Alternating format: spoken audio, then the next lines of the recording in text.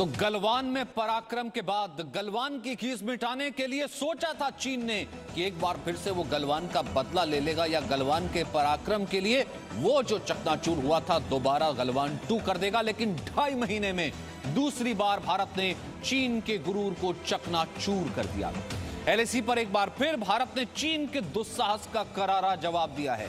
पैगोंग की पूरी कहानी अगर आप सुनेंगे, पैगोंग के पराक्रम की पूरी कहानी आप सुनेंगे तो आपको यकीन होगा कि किस तरीके से गलवान में जो पराक्रम हमने देखा था, चीन को गुरूर यानी चीन के गुरूर के कैसे चारों खाने चित भारतीय सैनिकों ने किए हैं। जहां 500 सैनिक औजारों के साथ लेकर के चीन आया अतिक्रमण की कोशिश करने के लिए, घुसपैठ की कोशिश करने के लिए, भारतीय सैनिकों ने एक भी गोली चले बिना उसे नाकाम कर दिया। शिकायत नहीं समाधान, यही है नया हिंदुस्तान। जी हां, भारत चीन तनाव पर हमारी ये सबसे बड़ी कवरेज लगातार जारी है। सबसे पहले मैं इस बड़ी कवरेज में और बड़ी तस्वीरें आपको बताऊं, तमाम मेहमानों को जोड़ूं, हमारे संवाददाताओं को जोड़ूं, क्योंकि आपको मालूम है भारत चीन विवाद पर सबसे पहले सबसे बड़ी खबर जी न्यूज आपको देता है। 5 बड़ी खबरें बता देते हैं। National security advisor Ajit Doval LAC के हालात की समीक्षा खुद कर रहे हैं। चीन के साथ कमांडर स्तर की बातचीत पर अजीत डोवाल की नजर है, क्योंकि बातचीत के बाद भी उसने कैसा प्रपंच रचा। वहीं चुशुल में सुबह 10 बजे से कमांडर स्तर की बैठक चल रही है। वहीं पैगोंग में चीन के मुकाबले भारतीय सेना बेहतर स्थिति में है। यही शायद चीन की चिंता है, जो चीन एक बार फिर से घुसपैठ की कोशिश कर रहा था। वहीं चीन ने भारत पर एलएसी के उल्लंघन का आरोप लगाया। एक बार फिर से ग्लोबल टाइम्स, जो कि उसका वॉर प्रोपेगेंडा अखबार है, उसने वही झूठ फैलाने की कोशिश की है। तो भारत चीन तनाव पर सबसे बड़ी खबर इस वक्त यही है। National security advisor Ajit Doval LAC के हालात की खुद समीक्षा कर रहे हैं। राष्ट्रीय सुरक्षा सलाहकार खुद नजर रखे हुए हैं एलएसी पर। लाइन ऑफ एक्चुअल कंट्रोल पर हालात क्या हैं? चीन के साथ कमांडर स्तर की बातचीत अब भी चल रही है, क्योंकि भारत ने कल अपनी स्टेटमेंट में साफ कर दिया था, इंडिया वांट्स डायलॉग। भारत अब भी बातचीत चाहता है और इस पूरे मसले का हल बातचीत से चाहता है, लेकिन वो अपनी भूमि के लिए एक एक इंच के लिए प्रतिबद्ध है, अपनी संप्रभुता के लिए प्रतिबद्ध है। और ये भारत ने पहले भी साफ कर दिया था, प्रधानमंत्री ने भी साफ कर दिया था, और शायद उसी एक्शन को बढ़ाते हुए अजीत डोवाल की नजर हालात की समीक्षा के लिए है। एक अहम और महत्वपूर्ण बैठक कल हुई थी। बैठक में गृह सचिव और खुफिया एजेंसियों के प्रमुख भी मौजूद रहे थे। खुफिया एजेंसियों ने चीन के साथ तनाव पर अजीत डोवाल को जानकारी दी और 28-29 अगस्त की रात पैगोंग में चीन के साथ भारतीय सैनिकों की झड़प की एक-एक डिटेल एनएसए को दी गई। मनीष शुक्ला इस वक्त हमारे साथ मौजूद हैं, जो कल इस बैठक को कवर कर रहे थे। उनके पास हम चलेंगे। कृष्ण मोहन मिश्रा हमारे साथ मौजूद है, जिन्होंने इस पूरी खबर के ऊपर पैगोंग के पीछे की कैसे पराक्रम गाथा है, गलवान 2 कैसे फेल हो गया चीन का, उसके बारे में बताया। हमारे साथ कर्नल दानवीर सिंह मौजूद हैं, रक्षा विशेषज्ञ, स्ट्रेटेजिक तरीके से इस पूरे इलाके को बहुत अच्छे से जानते हैं, और मेजर जनरल एसपी सिन्हा, जो कि कल इस पूरे इलाके के बारे में उन्होंने बताया भी, डिटेल से समझाया भी, और क्यों भारत वहां पर मजबूत है इस बारे में बताएंगे। मनीष, सबसे पहले आपके पास आना चाहता हूं। अजीत डोवाल का खुद एलएसी के हालात पर नजर रखा, खुफिया एजेंसियों के साथ सब ये पूरी जानकारी साझा करना, क्या ये बताता है? देखिए सचिन, ये कहा जाए कि इस बार जो ऑपरेशन हुआ है, इस बार जो हमारी सेना ने पराक्रम दिखाया है, उसमें सारी जो एजेंसीज़ हैं उन्होंने मिल करके काम किया है। क्योंकि कुछ दिनों पहले ही जो इंटेलिजेंस इनपुट्स थे वो लगातार आ रहे थे। एनएसए ऑफिस में भी आरएनडब्ल्यू जो है और इंटेलिजेंस ब्यूरो है, लगातार वो इनपुट दे रहे थे कि कई जगहों पर ईस्टर्न लद्दाख में जो चाइनीज़ सोल्जर्स हैं वो और एरियाज़ में भी कब्जा करने की कोशिश कर रहे हैं, स्टेटस को बदलने की साजिश रच रहे हैं। लगातार हमारे सर्विलांस जो इक्विपमेंट्स हैं जो एलएसी पे लगे हुए हैं, वो चाइनीज़ के मूवमेंट्स को नोटिस कर रहे थे, और ये बात बिल्कुल पुख्ता हो गई थी कि जो ईस्टर्न लद्दाख, जो चुशुल का एरिया है, जो ब्लैक टॉप की हम जो बात कर रहे हैं, वहाँ पर चाइनीज़ सोल्जर एक और एरिया में आकर के वहाँ पर वो कब्जा करना चाहते हैं। और उसके बाद ये तय कर लिया गया कि किस फोर्स को इस्तेमाल करना है, किस तरीके से चाइनीज़ प्लान को बिना देरी किए थवर्ट करना है, उनको फाइल करना है। और इसी वजह से काफ़ी ज़्यादा नंबर्स में हमारे जो स्पेशल फोर्स के जवान हैं वो वहाँ पहले से डिप्लॉय थे, और जैसे ही चाइनीज़ सोल्जर ने हमारे एरियाज़ में टॉप के ऊपर पीक जो है उस पर आने की कोशिश की, हमने उनको पीछे ढकेल दिया। ये अलग बात है कि ये कहा जा रहा है कि कोई वायलेंट क्लैश नहीं हुआ, लेकिन जो हमारे पास जानकारी मिल रही है कि चाइनीज़ को आगे बढ़ने से रोक दिया गया। और इस वक्त जो सबसे बड़ी बात है सचिन, कि क्यों सबसे ज़्यादा चीन परेशान है, एक के बाद एक स्टेटमेंट दे रहा है कि भारत ने वायलेशन किया है, जो उनके बीच बातचीत जो चल रही है। दरअसल इस बार जो हमारे सैनिक हैं वो बहुत ही स्ट्रेटेजिक लोकेशन पर बैठ गए हैं, बिल्कुल वो टॉप के ऊपर बैठे हुए हैं, जिससे वो चाइनीज़ के काफ़ी एक्टिविटीज़ को नोटिस कर रहे हैं। यही खींच है इस वक्त चीन की, इसलिए हम कल से लगातार कह रहे हैं क्या चीन युद्ध चाहता है। और ग्लोबल टाइम्स में उस ये देखिए, पहले मैं ये 3 तस्वीरें दिखाना चाहता हूं कश्मोन, उससे पहले कि मैं आपके पास आऊं। एक तरफ गलवान के गर्व की तस्वीरें, वहीं पैगोंग में पराक्रम की पूरी गाथा जो आपने बताई, वहीं चीन के सामान का बहिष्कार। चीन क्योंकि चारों खाने चित हो चला है, इस कारण से उसने दोबारा घुसपैठ की कोशिश की।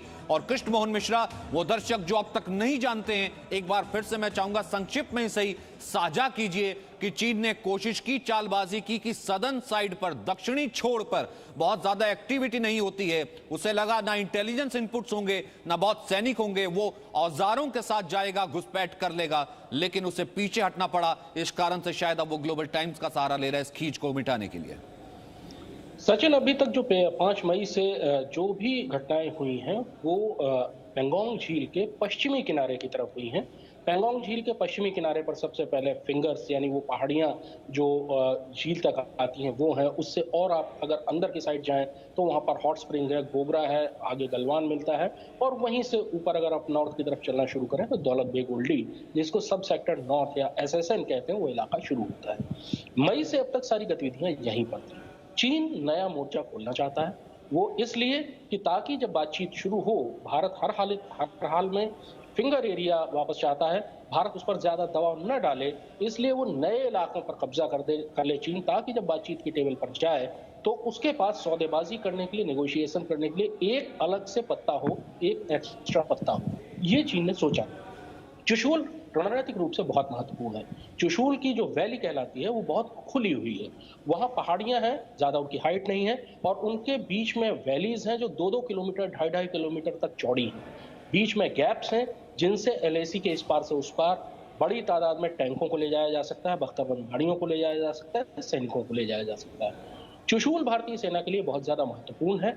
वहां पर एक हवाई पट्टी है और वहीं से रास्ता आगे डमचौक, कोयल जैसे इलाकों की तरफ जाता है, जहां चीन LAC पार करके कब्जा करने की कोशिश करता रहता है।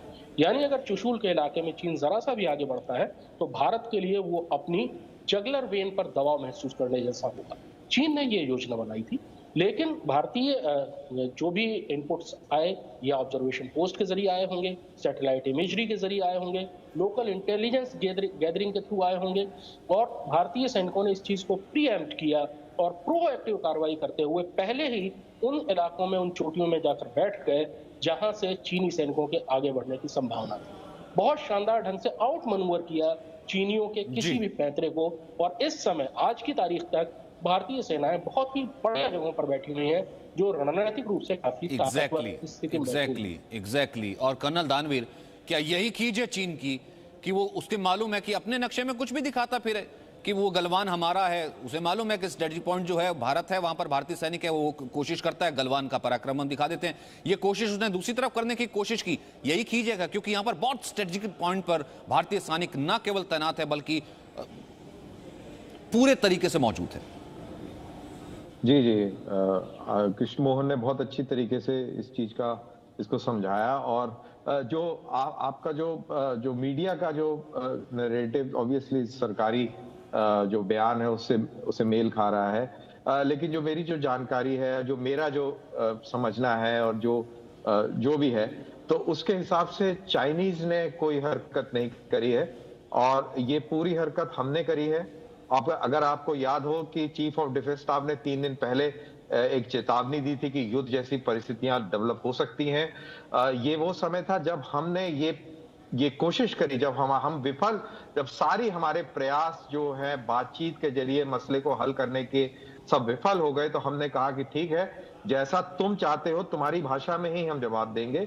तो हमने ऐसे 4 पॉइंट्स चुने और उन 4 पॉइंट्स पे हमने प्रीएम्प्ट करके हमने अपने वहां पर फौजी बिठाए।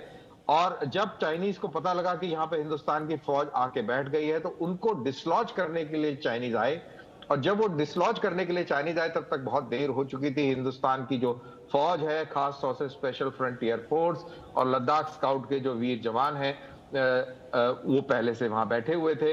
और ये मैं आपको बता दूं सचिन कि जब हम लोग वॉर गेम भी करते हैं तब भी ये जो लड़ाई की सिचुएशन में ये प्रॉपर टाइप वॉर गेम ये स्ट्रेटेजी होती है कि जैसे ही तनातनी होगी तो ये हाइट्स हम सबसे पहले पकड़ लेंगे। तो कोई ऐसा अचंभे वाला काम नहीं किया हमने। हमने अपनी रक्षात्मक पॉलिसी के चलते हमने ये हाइट्स पकड़ी और जिसकी वजह से चीन बौखला गया। और इसके अंदर भी मैं आपको एक और चीज वाज़ेह कर दूं, क्योंकि जो मैंने अभी अब पूरा कहानी सुनाई है इसमें कोई गलत फहमी ना हो, कि ये जितनी भी जो हाइट्स पकड़ी हैं ये इंडियन परसेप्शन के हिसाब से हैं। चाइनीज उनको नहीं मानता है इस इंडियन परसेप्शन को, और चाइनीज का परसेप्शन एलएसी का इन पहाड़ियों के हमारी तरफ है।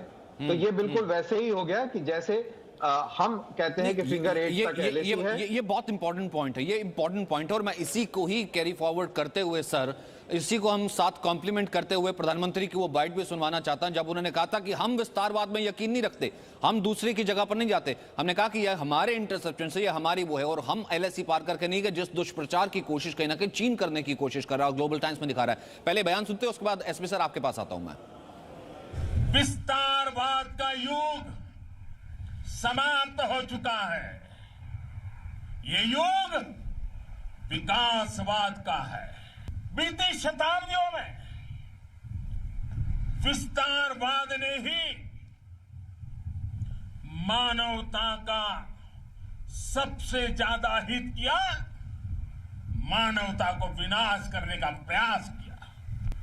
और साथियों, ये न भूले, इतिहास गवाह है कि ऐसी ताकतें मिट गई हैं या मुड़ने के लिए मजबूर हो गई।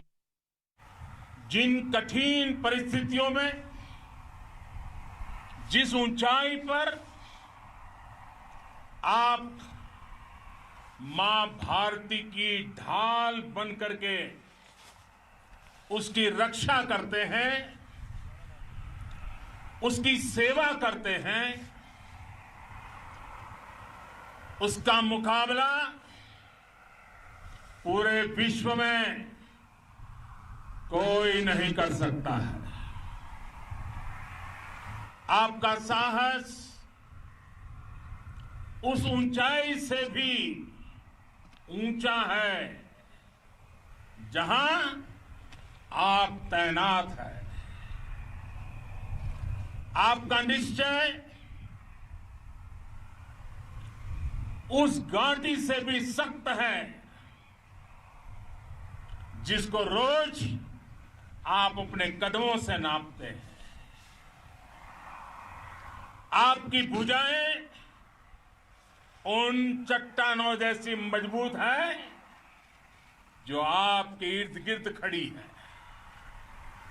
आपकी इच्छा शक्ति आसपास के पर्वतों जितनी अटल है। तो जिसे कल शाम से ही कहा जा रहा था ना कि ऐसा नहीं था, क्योंकि चीन ने कोशिश की गलवान में पीछे से वार करने की, तब उसने पराक्रम देखा कि देखिए बिना गोली के हाथ से हड्डी तोड़ पराक्रम क्या होता है। वहीं दूसरी तरफ कोशिश की यहां पर चीन ने एक नया फ्रंट खोलने की, और कैसे खदेड़ दिया भारतीय सैनिकों ने और स्ट्रेटेजिक हाइट गेन कर ली, जो कि कर्नल दानवीर भी कह रहे हैं वो भी एक अजब और गजब पराक्रम गाथा है। वहीं इस वक्त की बड़ी खबर, पैगोंग विवाद को लेकर के भारत चीन के बीच में बातचीत अब भी चल रही है। कल भी जो स्टेटमेंट जारी किया गया था उसमें यह था कि चुशुल में फ्लैग मीटिंग चल रही है, कमांडर स्तर की बातचीत चल रही है और चीन के कुछ क्षेत्रों से भारतीय सेना हटाने की मांग की है। कृष्णमोहन, इसके बारे में आपके पास कुछ और डिटेल? देखिए, कल भी लगातार बात चलती रही ब्रिगेड कमांडर लेवल की। वहां पर 114 ब्रिगेड है तानसे में, जो कि इस इलाके की सुरक्षा के लिए जिम्मेदार होती है। उसके ब्रिगेड कमांडर साहब हैं और चीनी सेना के भी समकक्ष अधिकारी वहां पर मौजूद है। आमतौर पर जो इस लेवल की बातचीत होती है वो सिर्फ इसलिए उसका हासिल सिर्फ ये होता है कि लड़ाई और ज्यादा ना बढ़े और उस वक्त लड़ाई पर विराम आ जाए सैनिकों के बीच में, और उसके बाद जो सीनियर रैंकिंग ऑफिसर्स की मीटिंग है उसका रास्ता खुले। यानी भविष्य में बहुत जल्दी मेजर जनरल रैंक की या कोर कमांडर स्तर की बातचीत हो सकती है। लेकिन सचिन, आप देख रहे हैं 4 महीने लगभग होने जा रहे हैं, 2-3 दिन बाद 4 महीने हो जाएंगे। इसमें 6 बार कोर कमांडर लेवल की बातचीत हो चुकी है। WMCC यानी working management for consultation and coordination, जो कि MEA की एक बॉडी है, वो लगातार मीटिंग कर रही है। और मेजर जनरल और ब्रिगेडियर स्तर की तो बहुत बार बातचीत हो चुकी है, लेकिन अभी तक कोई हल निकला नहीं है, क्योंकि चीन के साथ सौदेबाजी में ये एक परेशानी हमेशा आती है कि चीन अपनी बात पर ही अड़ा रहता है और दूसरे की बात सुनने के लिए तैयार नहीं होता, इसीलिए बातचीत इतनी लंबी चलती है। आज की बातचीत से नतीजा और यही जैसा कुछ कर्नल नहीं दानवीर निकलेगा, ने जो लेकिन कहा, और यही कर्नल दानवीर ने जो कहा, तो शायद चीन को उसी की भाषा में जवाब दिया गया है और देने की ही स्ट्रेटजी है, तभी ये बैठ के चल रही है एसपी सेना साहब। क्योंकि चीन ये सोचता है कि मैं तो आगे आ गया, अब उसी को LAC बता दूंगा, उसी को मैं कह दूंगा कि यही मेरा इलाका है और वहीं से बातचीत करूंगा, मैं पीछे नहीं हटूंगा। लेकिन सीडीएस ने साफ कर दिया था और वो कल करके भी दिखाया। देखिए सचिन, ये जो इंडियन आर्मी ने किया है, ये ऑफेंसिव डिफेंस का बहुत अच्छा उदाहरण है, पहली बात। दूसरी बात, आपको चीन की स्ट्रेटजी सोचने की जरूरत है। चीन का उद्देश्य क्या है? चीन का उद्देश्य था, हमको इंटेलिजेंस सोर्सेज से पता चला था कि चीन 500 PLA ट्रुप तैयार हो रहे हैं सदर्न साइड में आके बैठने के लिए। तो इसके पहले कि वो बैठते, हमारे ट्रुप जाके बैठ गए, चाहे वो SFF हो, स्पेशल फ्रंटियर फोर्स हो, चाहे ITBP के लोग, वहां जाके बैठ गए। पहली बात तो ये है। दूसरी बात जो मैं कहना चाहता हूं कि चीन की सोच क्या थी, ये मास्टर स्ट्रोक चीन खेला था। वो क्या था? चीन ने सोचा था कि यदि हम थाकुम पे क्षेत्र पे जाके बैठ जाते हैं और हाइट्स पे जाके बैठ जाते हैं, तो ऑटोमेटिकली फिंगर 1 से 8 हमारे कंट्रोल में आ जाएगा बहुत निकटतम भविष्य। पहली बात। दूसरी बात है कि कंप्लीट पैंगोंग त्सो अपने कंट्रोल में, चाइना के कंट्रोल में आ जाएगा। तो ये बहुत खतरनाक मूव था। तीसरी बात कि चीन को डायरेक्ट एक्सेस मिलता चुशुल के लिए, और चुशुल में एयर स्ट्रिप है, तो चुशुल एक बहुत महत्वपूर्ण टारगेट है। 1962 में भी चीन की कुदृष्टि चुशुल पे लगी हुई थी, और यदि चुशुल कंट्रोल में आ जाता है चीन के, तो ले पहुंच सकता है और DSDBO रोड का इस्तेमाल इस तरह से कट ऑफ कर देगा लद्दाख को। तो ये तो बहुत ही शतरंज का बहुत ही डेंजरस खतरनाक मूव था, जिसको इंडियन आर्मी ने भांप लिया और ऑफेंसिव डिफेंस करके उसको अपनी पूरी तरह से सिक्योर कर लिया। एक और बिंदु मैं कहना चाहता हूं कि माउंटेन वॉरफेयर में जो भी हाइट पे बैठता है उसको टैक्टिकल एडवांटेज मिलता है, क्योंकि जो हाई फीचर्स है, हाइट्स है, उससे फायर करना आसान है, लेकिन जो हाइट्स पे धावा कर बोलने की कोशिश करेगा, चढ़ाई करने की कोशिश करेगा, उसके लिए बहुत क्लाइंबिंग बहुत मुश्किल होता है। 1999 कारगिल वॉर इसका उदाहरण है जी। तो इस बात से इंडियन आर्मी को पता था, तो इसीलिए वो जाके हाइट्स पे बैठ गई। अब तीसरी बात जो है, बातचीत की बात जो हम लोग उल्लेख कर रहे हैं, देखिए चीन पे विश्वास करना आत्मघातक होगा, और बातचीत के दौरान भी हमको ऐसा मुद्दा उठाना चाहिए, क्योंकि चीन टाइम बाई कर रहा है। चीन किसी तरह से विंटर तक ड्रैग करने की कोशिश कर रहा है बातचीत को, तो और वो सोचता है ट्रैप कि हुआ ना, तो सर मतलब ट्रैप हुआ ना। अगर मैं टोटल 17 बातचीत भी लगाऊं तो कर्नल दानवीर ये तो ट्रैप हुआ। उसे लगा कि दोबारा ट्रैप में आ जाएगा, वहीं से A to Z करके, जैसा कृष्णमोहन कहते हैं, दोबारा A से बातचीत करने लगूंगा और टाइम बाय करता रहूंगा, इतने में ठंडा आ जाएंगी और बाकी चीजें हो जाएंगी, मैं वहीं पर बैठा रहूंगा और वहीं पर अपनी पोस्ट बना लूंगा। लेकिन ये जवाब क्या कहता है और इसकी क्या गारंटी कि दोबारा चीन वापस नहीं आएगा, वहां पर ऐसी हरकत नहीं करेगा? बिल्कुल 100% आपने बिल्कुल सही कहा। और ऐसी बात नहीं है कि हमारे जो हुक्मरान है वो इस चीज को समझते नहीं है, वो बहुत अच्छी तरह समझते हैं। और अब हमारे जो हुक्मरान है वो भी उसी की तरीके से गेम खेलने लग गए हैं। बड़ा दिलचस्प है कि हम भी ये कह रहे हैं कि हम भी शांति प्रिय तरीके से हल करना चाहते हैं, हम भी बॉर्डर पे कोई कशीदगी नहीं चाहते, और यही ऐसे ही चाइना भी बोलता है। लेकिन जमीन पर चाइना हमसे बदमाशी करता है। तो इस बार हमने भी चाइना को चाइना की भाषा में बात समझाने की कोशिश करी है, और चाइना को बहुत अच्छी तरह ये बात समझ में भी आ गई है। देखिए किस प्रकार से वेस्टर्न थिएटर कमांड ने इस चीज को सबसे पहले उठाया कि कैसे उनके हिसाब से हिंदुस्तानी सैनिक जो है उनके इलाके में 4 किलोमीटर तक अंदर आ गए हैं। और ये उनकी घबराहट है, बौखलाहट है, क्योंकि आपको मैं सचिन ये बता दूं कि जहां पर अभी हिंदुस्तान के फौजी बैठे हैं, उससे हम पूरी स्पेंगूर घाटी जो है उसके ऊपर हम नजर रखे हुए हैं, उसको डोमिनेट कर रहे हैं, और तकरीबन 200 से 250 स्क्वायर किलोमीटर का इलाका अब हमारे निगरानी में है। कहने का मेरा मतलब यह है कि जो चाइना फिंगर 4 पे और सर हटने को यही तो तैयार मेरे नहीं पास था। वक्त इतना ही है, जिसका- यही तो चीन की खींच है ना।